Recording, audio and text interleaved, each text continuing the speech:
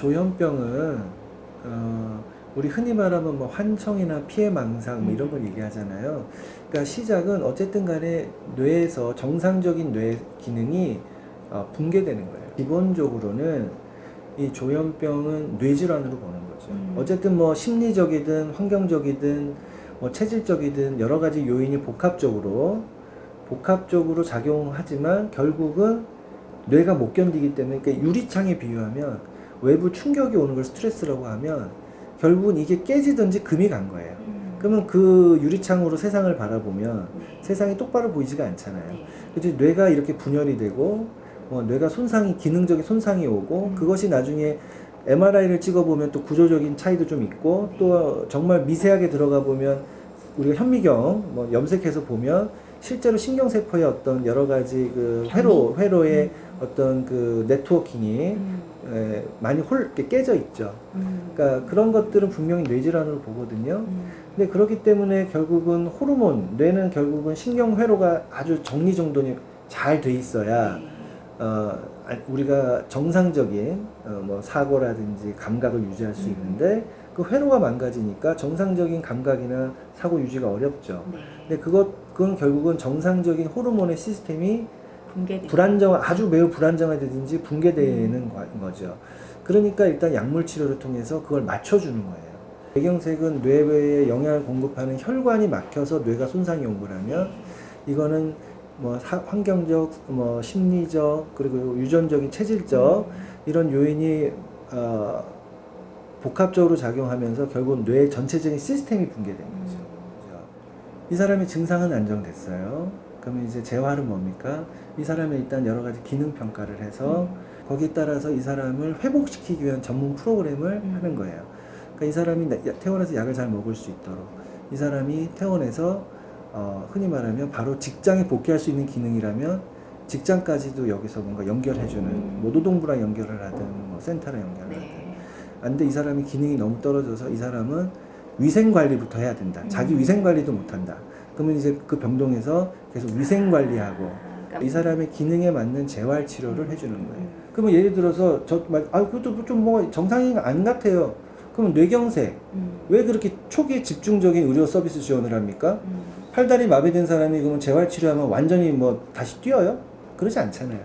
결국은 기능 저하를 인정하더라도 기능이 떨어지는 것을 최소화하고 또 기능의 회복을 극대화하기 위해서 급성기 신체 재활을 국가에서 엄청난 돈을 허락하는 거잖아요. 그러니까 똑같은 개념으로 봐야 된다는 거죠. 그럼 치매는 왜 그래요? 치매 환자도 뭐 약 쓴다고 좋아지지도 않는데. 그죠? 그런데 국가 책임지겠다는 거잖아요. 그러니까 정신과의 입원은 기본적으로 강제 입원이라는 개념보다 보호 입원의 개념으로 봐야 돼요. 지금 대학병원이나 저희 같은 급성기 병원은 이건 당연히 보호의 개념이죠.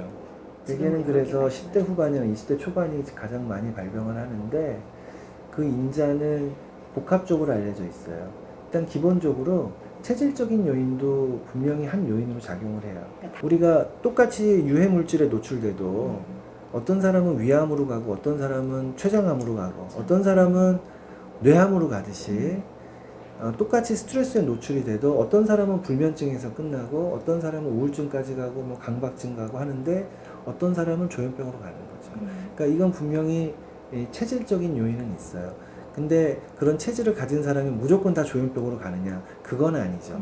그러니까 일반적으로 엄마 아빠가 조현병인데 자식이 무조건 다 조현병에 걸리진 않지만 하지만 정상인보다 조현병의 확률이 높은 건 사실이죠.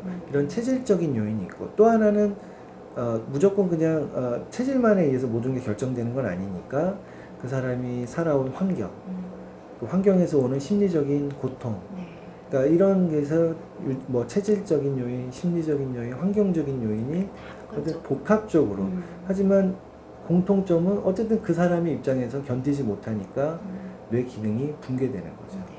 일부는 있어요.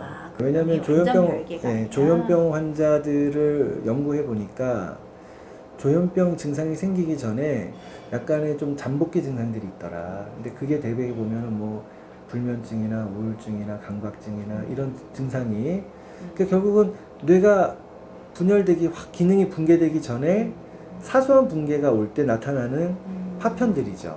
근데 체질적인 요인이나 이런 걸 봤을 때 거기에서 끝나는 사람들이 있는데 보니까는 이 사람이 점점 그렇게 진행이 되거나 저도 그런 사람들 진료를 할 때가 꽤 있는데 딱 보면은 주로는 뭐 처음엔 강박증으로 왔어요. 강박증으로 왔는데 여러 가지 이렇게 보니까 이 친구는 지금 강박증이 주된 게 아니고 향후에 뭐 가족력이 있다든지 여러 가지 확인하죠. 기능 체크도 하고. 근데 그랬을 때 지금은 강박증의 증상이 주된 증상이지만 향후에 조현병으로 진행되는 과정의 가능성이 꽤 있다. 이러면 저희가 강박증 치료만 하는 게 아니고 조현병 치료를 미리 예방 목적으로 해요. 그게 이제 그런 뇌가 점점 미성으로 성장하면서 뇌가 이렇게 커지고 성숙하는데 그거를 미세 현미경으로 보면 뇌의 신경회로들이 아주 유기적으로 정리되는 시기예요. 그 시기가. 네. 근데 그것이 이제 보통 18세면 끝나잖아요. 근데 거기에서 뭔가 우리가 정상 범주가 아닌 아까 말씀드린 뭔가의 그런 정리가 좀 에러가 생긴 이런 사람들이 이제 자라면서 스트레스에 노출되면 이제 심리적 환경적 요인이 겹치면서 이제 분열 증상이 일어나요. 있죠. 왜냐하면 우리가 예를 들어 기자님이 18세, 20세를 겪으셨을 텐데 그 이후에 한 10년도 계속 성장했을 거 아니에요. 내가 성장한다는 건 사실 내 뇌가 변하는 거예요. 내 뇌가 변한다는 건 그럼 회로가 다시 일부라도 재조정되는 부분가 있는 거예요. 그러니까 이제 정구 증상이 짧게는 뭐 몇 개월인 경우도 있지만 길게는 막 10년 이상인 경우도 있다라는 보고가 있어요. 그래서 심지어는 노년기에 초발하는 조현병 환자들이 있어요. 보통 한 60세 이후에 딱 보니까 조현병이에요. 증상은 전형적인. 그럴 땐 항상 혹시 뭐 뇌종양이라든지 뇌경색이라든지 뭐 내과적인 질환이라든지 뭐 어떤 분은 옛날에 뭐 이식을 해서 뭐 스테로이드제를 오래 초반에 썼더니 비슷하게 온다든지 이런 거에 대한 부분을 항상 먼저 감별하게 돼 있어요. 근데 감별해도 아닌 경우에 실제로 노년기에 초발한 조현병 진단을 내린 경우가 있어요. 치매도 진행되면서 이런 환청이나 망상이나 이런 정신과적인 증상이 동반돼서 이런 치료를 병행하는 경우가 많고요. 그걸 조현병이라고 하진 않지만 유사 증상이죠. 그러면 선생님 이런 뭐 환청 망상 외에도 어떤 증상이 있을 때 내가 그렇죠. 혹시라도 모르겠다 싶어서 정신과를 찾아야 된다라고 할 수 있을까요? 일단 뭐 환청 같은 게 들리면 그건 뭐 빨리 찾아야 되는 거고요. 환청은 자기가 환청이라는 걸 아나요? 방에 조용히 있는데 말소리가 들리면 환청이죠.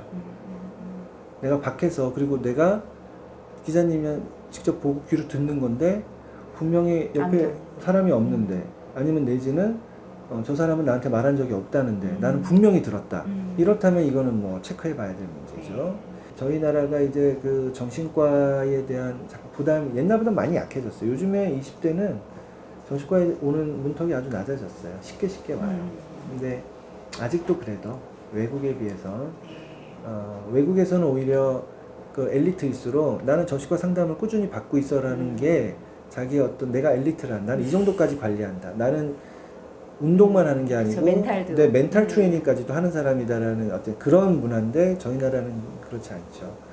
만약에 일반인 분들이 물론 다 조현병이라고 몰아가면 안 되는데 어쨌든 뭔가 나의 어떤 심리 뭔가 균형 나의 리듬 생활 리듬이 깨진다. 예를 들어 잠을 잘 못 자고 자꾸 자다 깨고 자꾸 마음이 불안정해지고 뭔가 내가 예전처럼 판단력이나 기능 유지를 하기가 어렵다.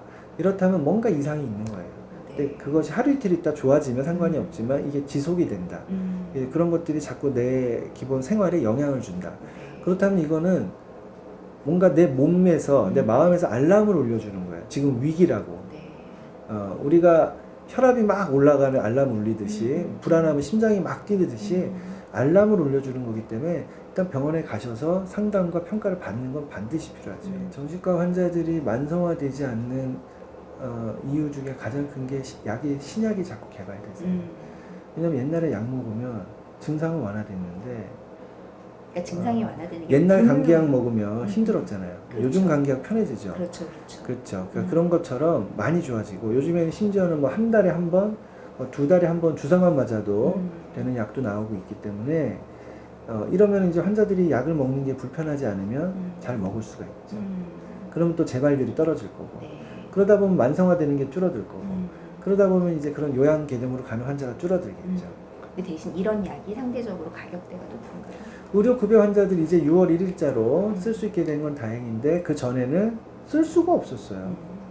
제가 본 경우에는 뭐 정말 많아봤자 5% 미만일걸요. 아 그래요? 네. 우리는 왜 조현병 하면 딱 사회적으로 받는 인식은 굉장히 공격적이고 약간 범죄자 같이 되고 그 영화가 그러잖아요. 그렇게 만들었고 사실 언론이 그렇게 만들었죠. 영화에서 맨날 사이코패스는 꼭 조현병처럼. 사이코패스는 기본적으로 인격장애고요. 나쁜 놈이에요. 사이코패스는 조현병이 아니에요. 퇴행하기 때문에 아이처럼 되기 때문에 대부분은 남한테 위해를 끼치기보다는 무서워서 방에서 안 나와요. 살려주세요 이거예요. 이러고 있고 이런 거고 이게 주변에 이런 공격적인 성향을 보이는 분들은 제가 볼 때는 5% 미만일 거예요. 되게 네. 엄마가 조현병에 걸리잖아요. 그래서 환청들로 피해망상 생기면 애들 학교에 안 보내요. 그건 애를 보호하기 위해서요. 그 증상이지만 네. 모성애가 발동한 거예요. 왜냐면은 막 주변이 다 위험하다. 그럼 우리 애들 큰일 났어. 내가 보호해야 돼. 이렇게 되거든요. 위축되고 불안해하고 이런 경우가 돼요. 그러니까 제가 진료하는 조현병에서 그런 위험성 때문에 온 사람은 거의 없고요. 대부분은 증상이 심해져서 밖에 안 나가고. 근데 어쨌든 옛날 같지 않고 막 기능도 떨어져 보이고 자꾸 밖에 안 나가려고 그러고 심지어는 막 밥에 누가 독 탔다고 밥도 안 먹으려고 그러고 막 힘들어하고.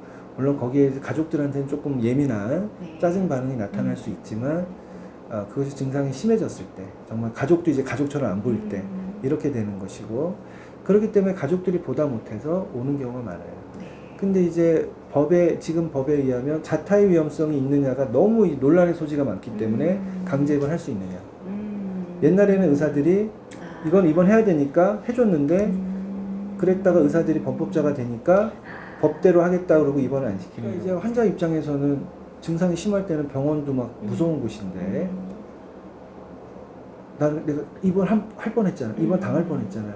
가족하고 더 멀어지거나 아니면 집을 나가버린다든지 정말 그렇죠. 증상이 위험한 사람들은 그것이 이제 드러난다든지 이런 식으로 되기 때문에 사실 이게 보호 입원 시키는 게 되게 어려운 거예요. 서류적인 문제만이 아니고 가족들이 막 자기 자식인데 자기 가족인데 그 사람을 강제로 병원에 입원시킨다는 건 가족들한테도 상당한 트라우마예요. 그래서 저희가 사법 입원을 주장하는 거는 왜 가족이 이 고통을 담당을 해왔냐. 이제는 이거는 국가에서 판단하고 책임지고 가족들이 부담을 이제 벗어나게 해줘라. 의료라는 게 국가의 복지 개념이라는 게 결국은 가족들의 책임을 덜어주기 위해서 뭐 본인 부담금 상한제도 만들고 국가 책임제도 하고 치매 국가 책임제 하는 거 아니냐. 그리고 뭐 보장성 강화를 한다는 것도 결국은 본인 부담금을 내는 본인 내지는 그 가족 부양하는 가족들의 부담을 줄여주기 위한 거 아니냐. 그렇죠. 그 취지에 왜 반하는 자꾸 심리적으로 하냐. 그런 거죠. 그래서 사실 조현병이라는 게 유병률이 1% 정도 봐요. 그리고 사실 조현병은 사실은 누구라도 걸릴 수 있는 거예요. 제가 아는 사회적으로 뭐 정말 이렇게 유명하신 분들도 가보면 가족 중에 한 분은 조현병인 경우가 꽤 있더라고요. 그러니까 이거는 이 사람이 뭐 정신적으로 못나서 악한 사람이어서 걸리는 병이 아니고 고혈압, 당뇨, 암처럼 그냥 의학적인 질환 중에 하나예요. 뇌질환이고. 그리고 또 하나는 이 병은 초기에 잘 치료하면 얼마든지 많은 회복을 할 수 있는 병이에요. 그렇기 때문에 그리고 또 대부분의 조현병 환자들은 오히려 아이처럼 유약해지기 때문에 오히려 착한 사람들이지 공격성도 이런 사회에서 우리 보면 사이코패스처럼 그런 사람들은 아니에요. 사이코패스 치고 조현병 걸릴 확률이 거의 없어요. 범죄자가 될 사람이라기보단 사회에서 점점 낙오될 확률이 훨씬 높은 사람들인데 낙오될 확률이 노력을 하지 않아서가 아니고 질병의 특성 때문에 그 사람은 인격장애 쪽이기 때문에 그 사람들은 그냥 세상을 그렇게 환청망상이나 이런 것 때문에 믿는 게 아니기 때문에 그냥 그 사람들 입장에선 정상적인 뇌 구조에서 판단을 그렇게 하는 사람들이죠. 오늘 뭐 조현병이 온다기보다 다이어트 약이 좀 도파민에 영향을 주는 약들이 많아서 식욕 억제제. 예, 그런 것들 때문에 이제 조현병 유사 증상을 경험할 수 있죠. 그러나 조현병으로 가는 아, 것도 그건 아니야. 아닙니다. 예.